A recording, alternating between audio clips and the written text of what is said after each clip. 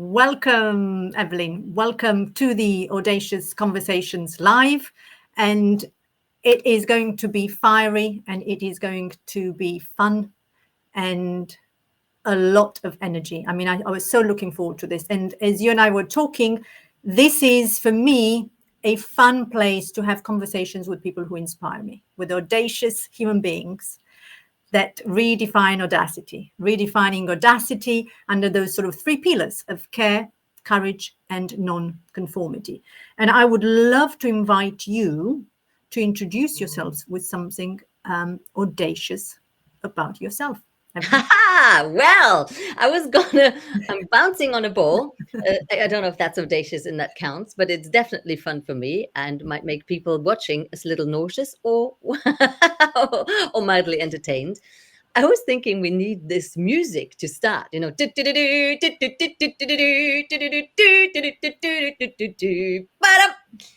Hello and welcome to Audacious Conversations with Alina Addison, today featuring guest Evelyn Brink. Hi, that's me. I'm Evelyn Brink, and I'm here to talk with Alina about audacity, about impact, about bringing yourself into your own power and making yourself visible.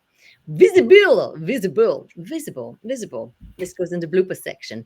Visible, so that you can express yourself and make the difference in the world that you came here to do. Because what's the point of all your brilliance if it's stuck in your own head?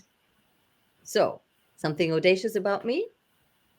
Alina, you tell. I prefer when other people tell me what's audacious about me than me going, well, I'll tell you something that's really audacious about me. The reason I'm different, it just doesn't really. But there's so many things, there's so many things that are audacious about you, Evelyn, in many ways. You and I were talking, the obvious one, of course, I don't know whether you want the obvious one for me is, you've got so many stories. Do I? It's you being the Madonna impersonator and the best one for a long time. Indeed. Is that, if that's audacious, I'll take it. I'll have it. I was once Europe's #1 Madonna impersonator as seen on TV, Vogue. And I've graced the cover of magazines. I have toured the world singing, dancing, and impersonating Madonna, the Queen of Pop. And I've learned a lot from that time that has really helped me to help leaders in the corporate space, but also executive leaders, expert founders, to become more captivating, entertaining, even dominating when they are in a public space in the spotlight. So yeah, I guess I had to become quite audacious because the Queen of Pop, Madonna, she's a great example of someone who takes up space unapologetically. Whereas Evelyn, to be fair, is also like that. But not always. Evelyn has a lot of introversion. Evelyn has self-doubt. And Evelyn, that's me. I like to balance out my confidence with a probably equal amount of insecurity. In other words, Evelyn is a human, whereas Madonna, the way we know her, is a character. And it was great to play that character, and it helped me free a lot of myself. And it helped me see, I really could develop some tools and techniques that I now use on my clients to help them. It's not take on a role, but it's bring yourself forward through your role, in which case, it's you are the character, but there's a stage version of you and there's a private version of you. And to bring that out is very, very useful. So yes, Madonna. Anything else? What's the other obvious thing that's audacious about me? Well, actually, just to finish off with that, because you brought something into my consciousness, Evelyn, and just before we started, we were talking about 4PC, which is something that you and I have got in common as a sort of extraordinary, community of high performance leaders and coaches. And I had a picture that I shared with us in funny costumes that we did in Curacao. And then you had that lovely comment. And it's true. So many of us have got the masks, and you just touched on, private, public, one mask, two masks. And it's not easy to be authentic and be yourself when you're watched.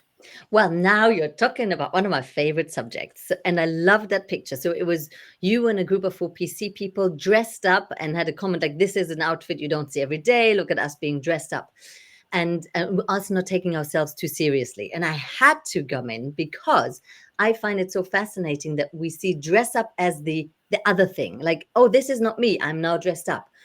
And what I've learned from being Madonna is I use that costume not just to dress up to look like Madonna, but actually it gave me a guise to let more of myself out through that.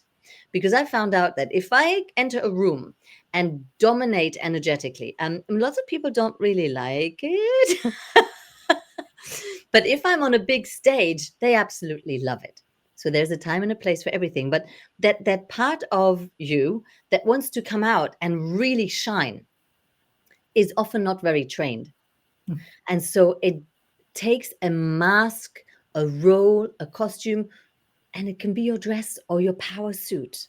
It can be a hat or a specific pair of glasses or even some fancy lingerie. It doesn't matter. But it might take that bang to allow you to bring that part forward. Yeah. And I'm curious, as you told me about that, indeed. And it is, I mean, one of the work that I'm doing right now that I'm really fascinated about is the different identities that we take throughout our lives. And we can talk, you and I can definitely talk maybe a little bit later about the identity of a mum to a special child, that there's something else that we have in common. But before we do that, I'm curious, so we don't miss this, leaders in the corporate environment, or CEOs that you do work with, how do you navigate that? How do you teach them to do exactly that? It's a great question. So I've developed a 3-step blueprint, and if you follow my steps to the letter, you will be very successful. You mentioned earlier that it's hard to be authentic when you're performing. And that's where we need to touch on. What is performance? What does it mean to be authentic? And what is authentic performance? So when I work with leaders in the corporate space, or expert founders, or women that have expertise that want to bring themselves forward, and they can all be the same person at sometimes, it is really important to understand what you want right now. Who are you? Why are you here? And what's in the way of bringing what you want to bring forward? Because that might be different for everyone. So I do not work with a 3-step blueprint. Having said that, it is about finding out what's behind the fear of just showing up at yourself. Because in a way, we are undoing. I'm saying to you, be yourself when everyone's watching. That should be the most natural thing in the world. And yet, anyone who's ever tried it, it's the hardest thing in the world. Why? Because the stage is not a natural environment. I'm at home in my pajamas, it's my natural environment. I'm on a yacht, that's my natural environment. I'm in luxury, that's my natural environment. And for me, a stage, I'm very familiar on a stage, so I feel at home, but most people do not. And so if you do not feel at home, you have like an away game. There's a discrepancy between how I am, where I am, and then I'm thinking, oh, I'm expected to be a certain way. Now I'm afraid that I might not come across the way that, oh, what happens if they don't like me? What happens if they judge me? What happens if I get ridiculed? Just like you might have been ridiculed or feared to be ridiculed when you were younger. And then all these things come up into your head and create a royal mess that doesn't really allow you to speak with the freedom. So how do I work with my executive leaders? I play. I get them to play. I stretch. I do expression yoga, shall we say. Gentle stretching of the nervous system. Gentle stretching of expression. I have a program called the Impact Amplifier, where I take leaders through a 5-day experience where we're taking on different roles, different archetypes, different lenses to speak from and through.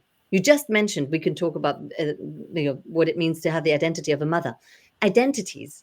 We all have different identities. So what is your identity as the CEO? What is your identity as the speaker, of the motivational speaker, or your TED Talk? What's your identity? We need to work that out.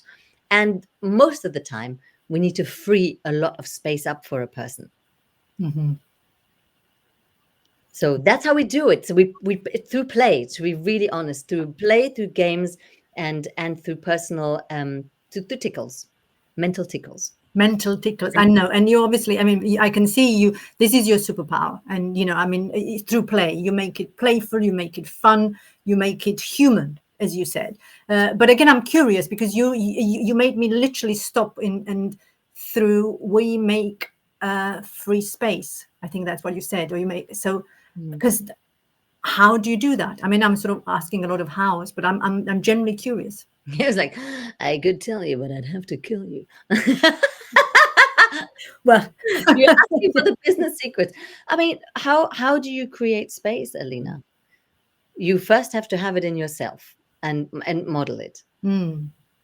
So, and then you open up a space, meaning we have, for example, a Zoom room, we get to know each other. I lay out the rules of the land, which has a lot of freedom. We have to make it safe. What does that mean? That means that we understand that in this place, we're not going to be judged. Now, we can talk about this till the cows come home, and living in London, the cows never come home because there ain't no cows. But you have to model it. And so what I find is, I don't want to brag, but people often feel safe with me very quickly because they can see that I've seen a lot in my life, and I don't mind. I don't mind you're weird. I'm weird.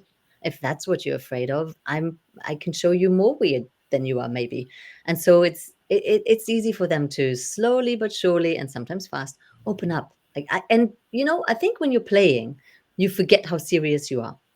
And a lot of leaders, if we're talking corporate space or very successful coaches that often come from the corporate backgrounds, you lovely people have learned over time to really put yourself together and hold yourself in a confinement. And then you want to be powerful and impactful in yourselves. We have to break free. We have to create space. So sometimes it's breaking free sounds a bit masculine, and it's often very, very subtle. It's all about permission. Permission to have those dark thoughts, permission to have maybe even lower moods, permission to not be able to do things. And it's very interesting how softening into permission allows a space to evolve. And then from that space, all my clients are able to express more deeply. And we say dare to be more you. It doesn't feel daring to me. It doesn't feel daring to me when you know what's important. You said something earlier that was exactly that piece. Wish my memory took me right there. But I think it's what are your 3 pillars of yes, and I mean there was sort of courage, fear, and non-conformity, and you were talking about exactly. I was sitting here and thinking, oh, what are you talking about, Evelyne? It is a non-conforming part of how do you, when you, especially someone like me who has learned so much to conform throughout my life, to unlearn that. And then, you know, give yourself permission, as you said, to not conform at times and play, to create the freedom and the space and experiment. For me, experimentation is the biggest tool in the toolkit. Unconditioning, I call it. Yeah. So we're very conditioned, and we want to uncondition. How do we do it? When we get too much into these how processes, it almost stifles it. And I love when people say, oh, Evelyn, that's your magic. That's my magic. Come and experience it. I'll show you. It will happen. But it's not a how-to process, or we would have all learned it from books. Yeah. No, I get that. It's not the how-to. And it's always, it is about just embodiment. It is about experimenting and experiencing and role modeling, as you said. So, you know, you're making it safe by braving some of this, playing with it. It's playing. Do you know what it is? It is play, because everything else is too serious, and it keeps us in that box of being a responsible adult. I say to my daughter and her friend, I take them out sometimes. We do this crazy thing like a bus trip where we go on random buses and then hop random buses just because we can, right? And I say, I will be with you as your irresponsible adult. And I think that's hilarious. I think that's really funny.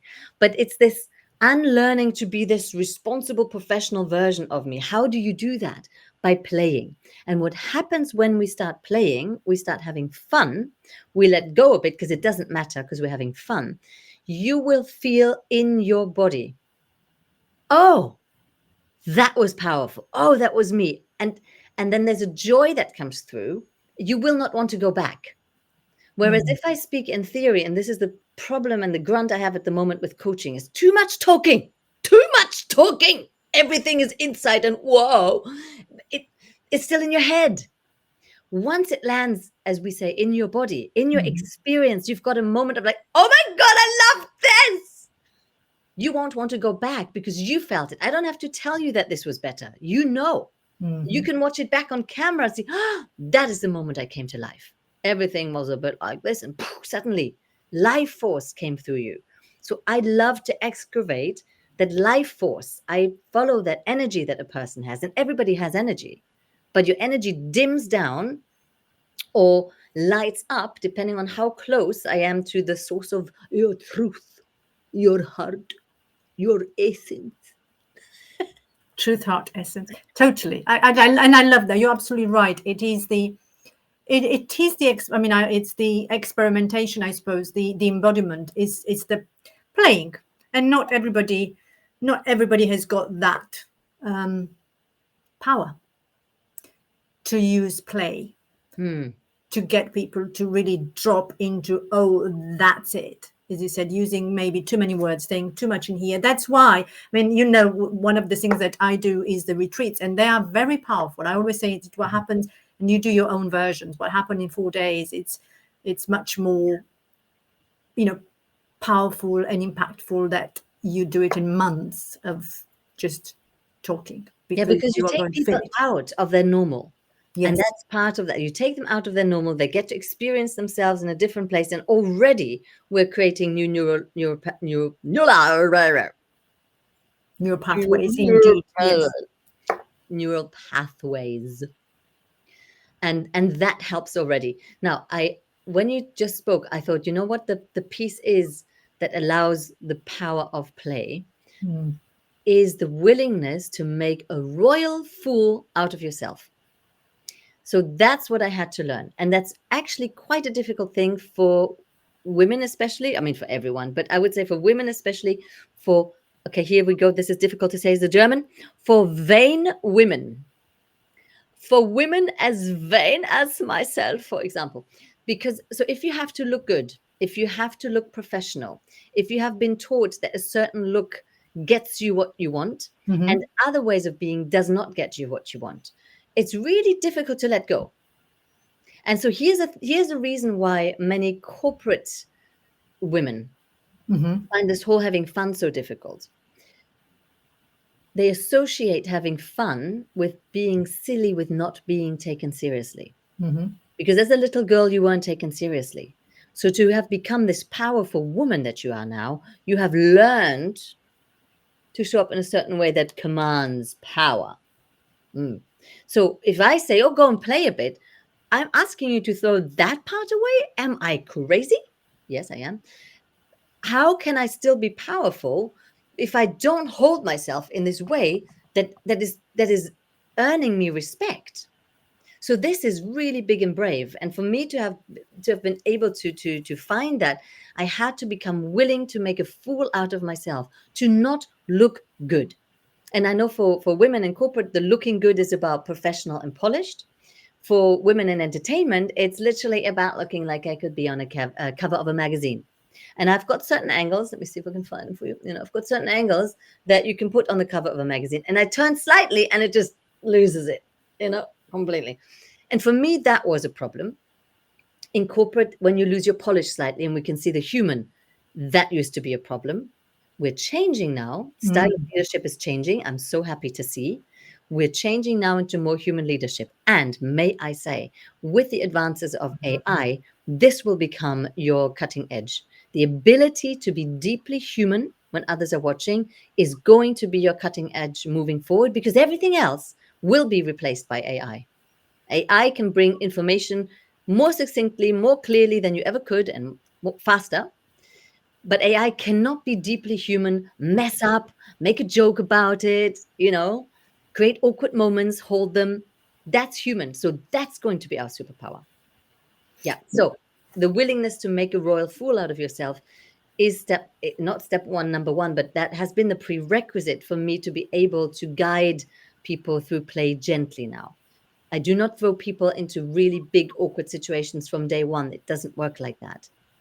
But trust me, I've been in the most awkward conversations.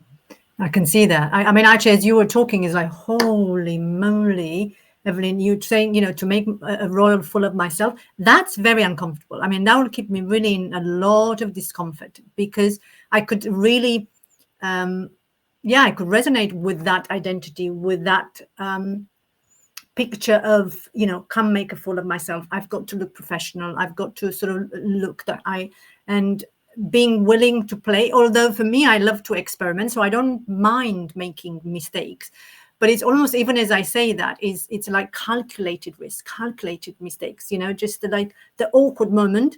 I could probably sustain them, in many ways, because I now have learned, it is a learned behavior to say, well, that's awkward. So I actually put words to the awkward moment. I name it. Well, And Alina, you have expanded your bandwidth considerably over the years. And this is, I think, where really good personal development pays off. It expands our bandwidth. And so for you to say, I'm able to name the awkward moment, I mean, that's advanced level. I love it. It's not a selling point to say to people, I'll help you make a royal fool out of yourself. That doesn't sell. Why would anyone want to do that? The point here is, if you want to show up with more freedom for yourself, with more presence, people speak about executive presence, about charisma, about the ability to captivate an audience, to be engaging, to be interesting, people, and not to be dull as dishwater. We're going to have to shake some things a bit. It takes liberation.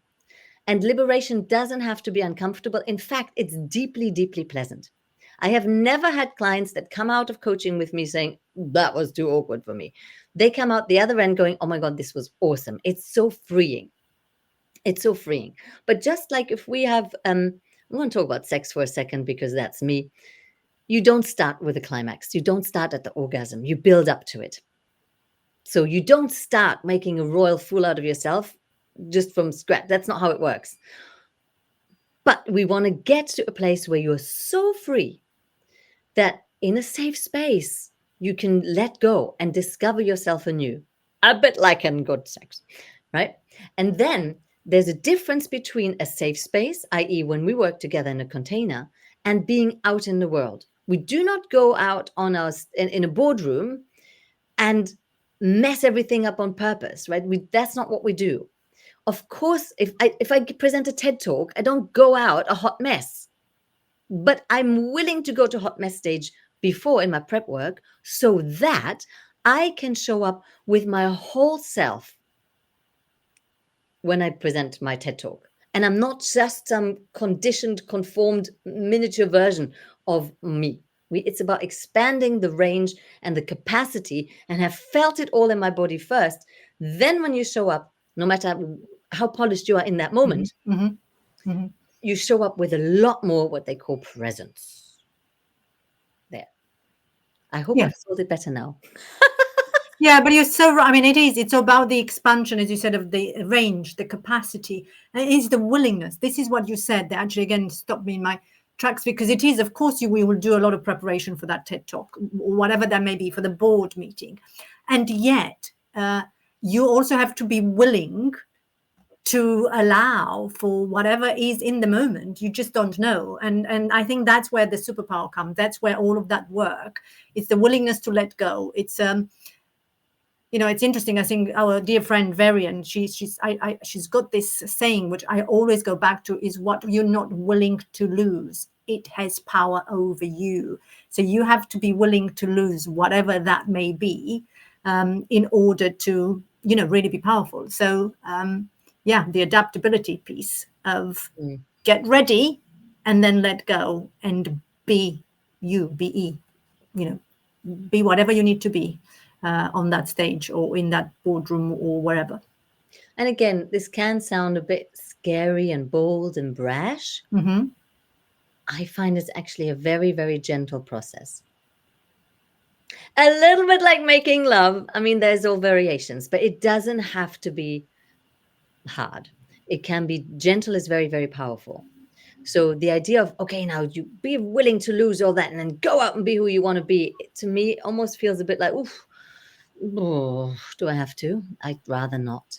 I'm going to suggest a different way of going about it, which is a very, very gentle, nervous system soothing, regulated way of expanding capacity.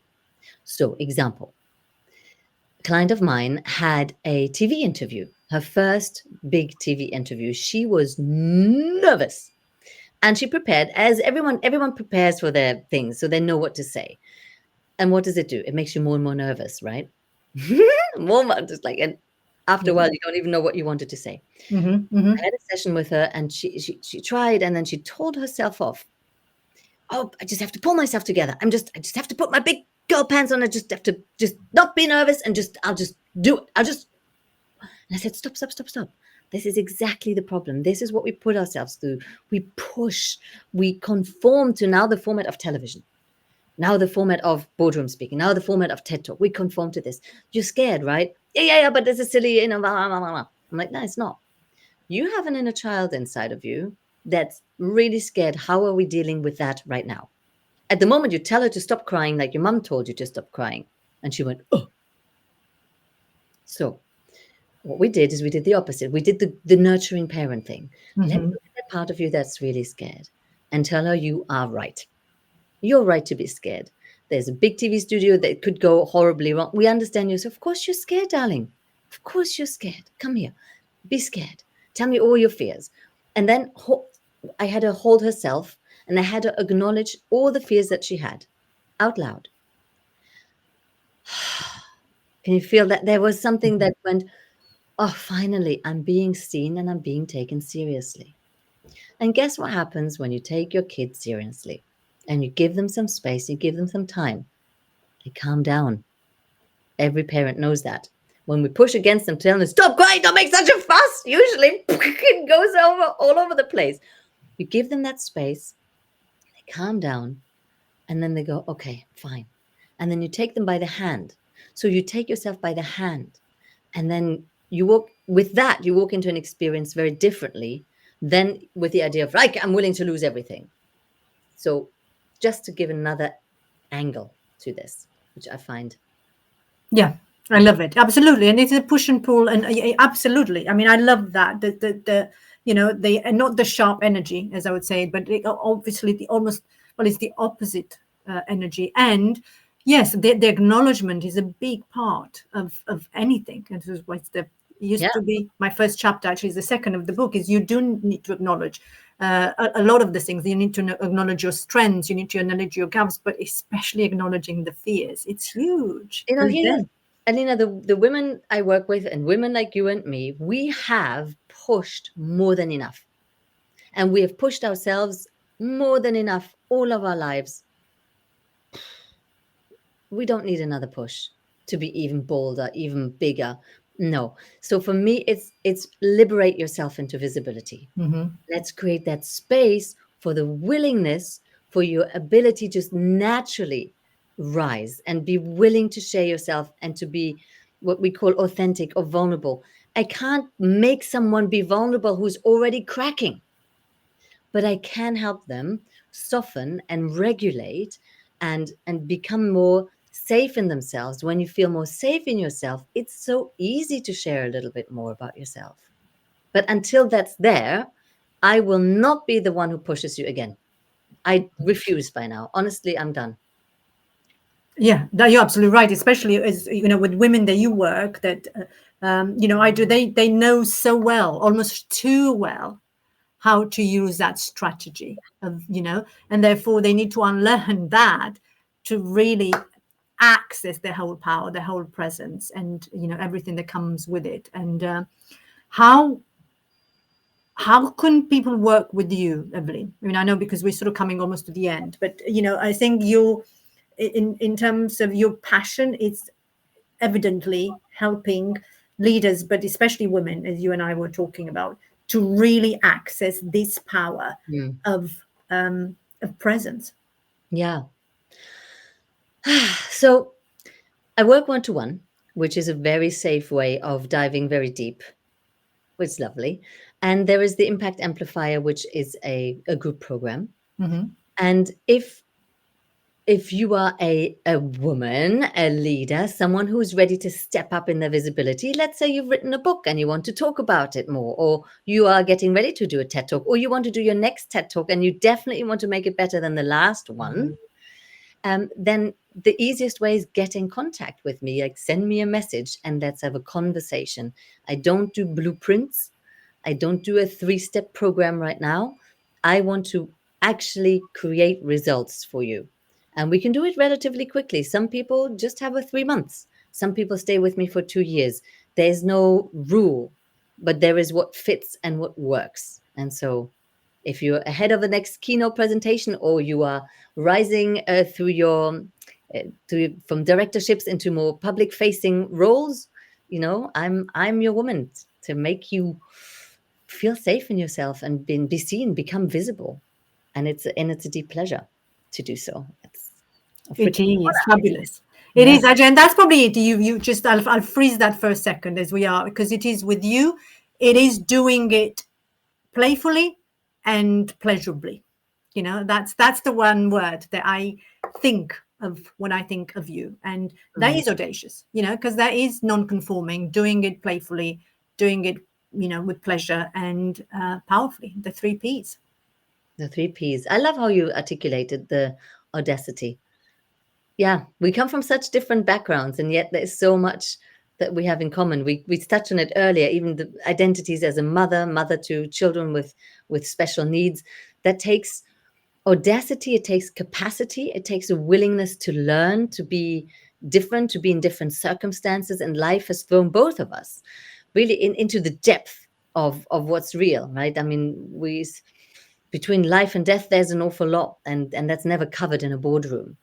But I think because we've gone to such depths and ranges and extremes in our lives, we bring back gifts, and you're giving those gifts to your clients with your trainings and your audacity retreats, and that beautiful courage that you can transmit. And I'm on a similar mission, and I'm working through the art of expressing. Yes, and I love that, and that's where sort of the commonality in a way. That's where the whole audacity comes, and I really cannot wait to, play again with you. Let's play more! Yay! We'll Yeah. play. We'll definitely play more. So thank you for today. And then if anybody, as I said, will just reach out to Evelyne, and then I shall play with you again. Alrighty. Can't Thank wait. you. Thank you Thank so much, you. Alina. Thank you, Evelyne. Bye, everybody. Bye for now. Bye.